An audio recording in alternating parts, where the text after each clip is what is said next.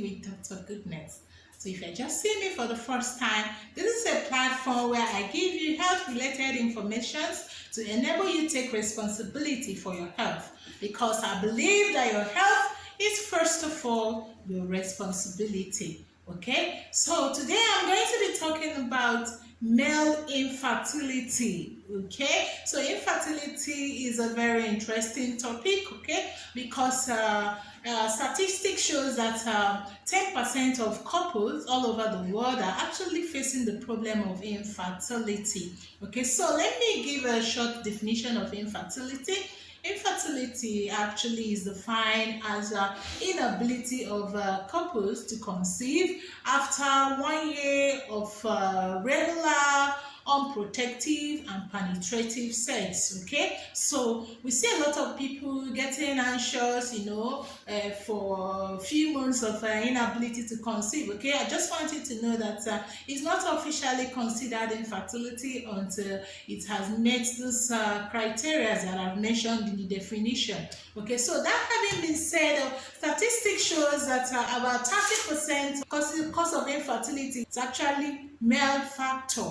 Okay, 30% female factor, the other 30% combined, and 10% unknown or idiopathic, something that has not been identified. So male infertility is very important, but unfortunately it has been downplayed in so many societies today. So it's important we actually listen to this video to find out what this entails.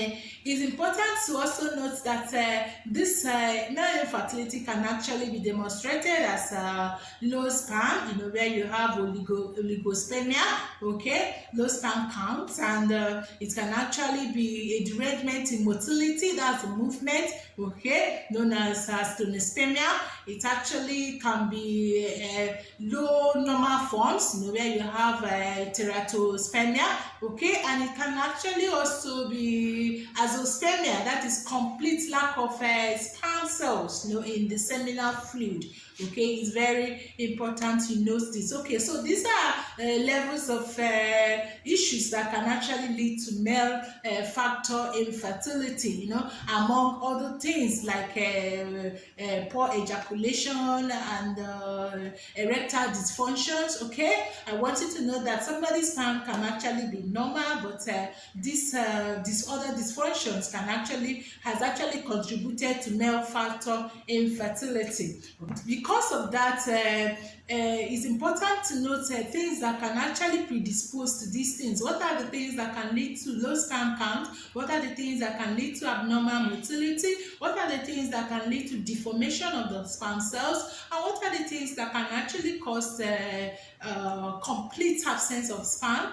So these are the things we're going to be looking at. Okay, so the first cause of male infertility, it can be termed as what we call idiopathic. Okay, so in this case, there is actually a known cause for this infertility. Okay, you have a lesser percentage of these cases where all the tests has been done and the male is actually normal, but yet there just seems to be any known cause for this infertility. Okay, so this is called idiopathic. Okay, following that is what we call the genetic factor, where some genetic malformations, especially during the fetal development in the womb, can actually lead to infertility.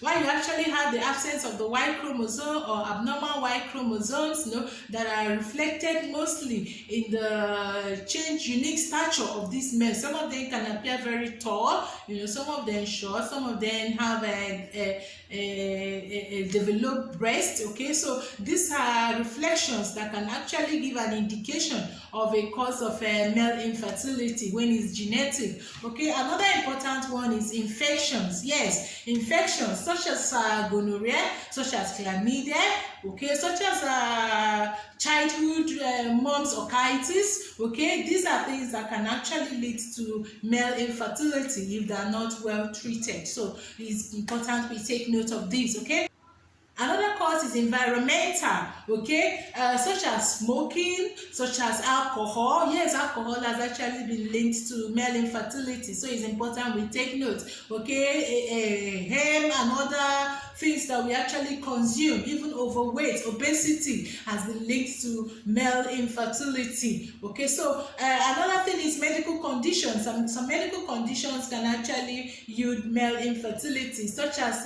type 2 diabetes, either type 1 or type 2 diabetes. Okay, there are other medical therapies like chemotherapy, radiations, that can actually lead to male infertility. But in most of these cases, before this chemotherapy or radiotherapy is actually initiated, some of these sperms are actually preserved. Okay, there is a way of preserving these sperms before these procedures. Okay, so another one is trauma. Yes, somebody can actually become infertile by trauma to the testes, trauma to the penile shaft, trauma to the trauma to the brain.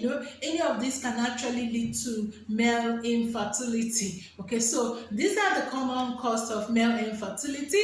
Okay, in addition to some self-medication, okay, some drugs can actually affect libido. What do we do? Okay, there's no need to despair, okay, for male infertility, because medical science has actually improved a lot. There are a lot of technological know-how through which a male who has a low sperm count can actually achieve fertility. Okay, one of the commonest ones are the IVF, that is in vitro fertilization, or the intracytoplasmic sperm aspiration, where you can actually isolate these sperms, okay, and then put it into an egg to form an embryo. Okay, so this has been done, and this is being done, and this is actually the success rate is actually increasing on a daily basis. Okay, now for people who don't actually have a sperm at all in their semen, there is also hope,